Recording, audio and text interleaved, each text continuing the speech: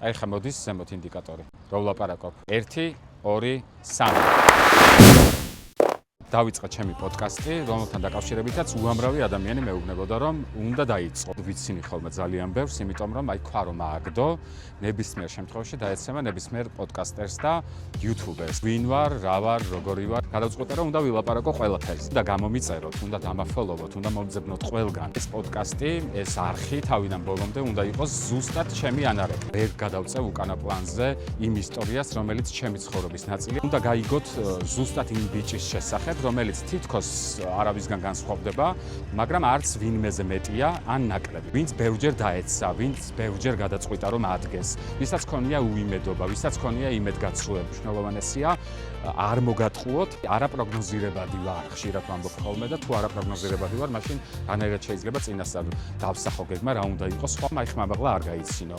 ვიღაცისთვის შეიძლება შენი ემოცია არ იყოს გასაგები. სიმართლე და მხოლოდ სიმართლე. ის ხომ ჭირდება და მზად ვარ ამისთვისაც.